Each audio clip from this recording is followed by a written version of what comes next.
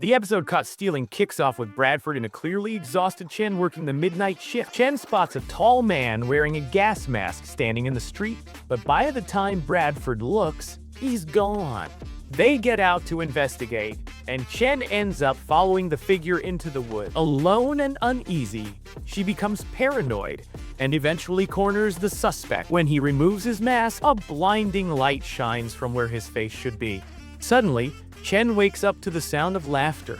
A group of officers are snapping photos of her sleeping during the shift. The next morning, the rookies tease Chen about her photo shoot from the night before. She hasn't been getting much sleep because she's being evicted. Nolan offers up his couch, but she insists on finding her own place. During roll call, Nolan is caught off guard when Gray tells him he'll be leading it. After breaking down some of the perks of the job, the rookies are brought up in front of everyone and reminded that their badge and their belt give them real authority. Meanwhile, West and Lopez stop a speeding driver, frustrated woman rushing her sick dog to the vet. West sticks to protocol, but Lopez later questions whether that was the right call, thinking he should have shown more flexibility. Their next case takes them to a restaurant, where a man has been conning his blind dates by ordering pricey food and then ditching, leaving them to pay the bill. Lopez decides to bump up the total so he can be charged with a felony. West challenges Lopez on her actions, but she calls out his hesitation from his early days on the job. She makes it clear that not everything is black and white, and that he still has a lot to learn. Elsewhere, Bradford and Chen respond to a burglary at a fertility clinic where embryos were reported stolen. They start tracking down the couples who had embryos stored there. At one apartment, they find a couple in the middle of a heated fight about the embryos. Bradford steps in, separating the two and calming things down, especially with the furious ex who feels betrayed. Bishop and Nolan respond to a car crash, only to discover the victim had been stabbed earlier. They plan to follow the ambulance to the hospital, but the man unexpectedly breaks free and runs off down the street. After running the license plate, they find out the injured man isn't the vehicle's owner. The car is registered to someone with known gang connection. When they check out the home of Matthew Rodriguez, they discover he's been murdered, and he was holding a knife. That makes their mystery man a prime suspect in the killing. But back at the precinct, they find him in the captain's office. It turns out he's actually an undercover narcotics detective working a major case. Later, the team is briefed on their first high-stakes tactical raid. The goal is to get in and out with the gang's cash. As they gear up, the rookies review their tactical knowledge. That night, the operation goes smoothly and they secure the money. Gray assigns the rookies to guard the stash until it can be collected.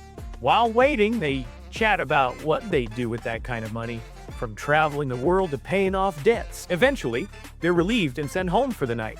But the calm doesn't last. Nolan is jolted awake early the next morning by Bishop. All three training officers and their rookies are called in by the captain and Gray. $250,000 has vanished, and the only people who had access were the rookies. They're told the only way to clear their names is to take a polygraph, and they all agree.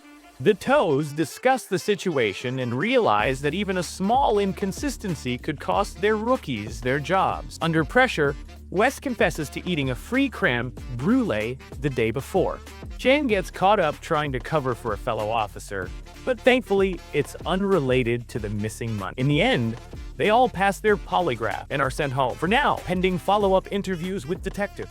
West and Nolan head to his place for a drink, while Chen decides to check out apartments on her own. As she's driving, she calls to talk about the missing money, but suddenly, she's boxed in by a couple of vehicles.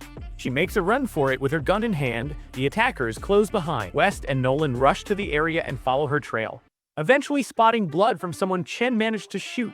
The cartel members catch up to her and demand the stolen cash. Chen insists she didn't take it, but she soon realizes the leader, Franco, was actually at the raid. He'd been tipped off and swiped the money himself?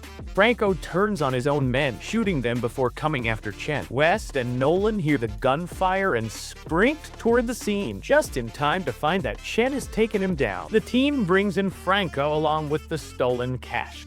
Gray assures the rookies that they were never real suspects. It's hard to believe 3 trainees could pull off stealing $250,000.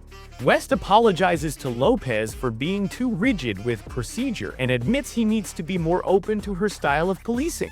Later, the captain visits the hospital room of the undercover narcotics officer, who leaked a tip to Franco and places him under arrest. Finally, Chen shows West her new apartment, the very crime scene where Bishop and Nolan had earlier found Rodriguez. Meanwhile, Nolan tells his friend he no longer wants to live off favors. He insists on paying rent and makes it clear that their friendship won't come with any police perks. Overall, Caught Stealing is a solid episode. Episodes like this are what make The Rookie so enjoyable. What did you think of this episode? Let me know in the comments below.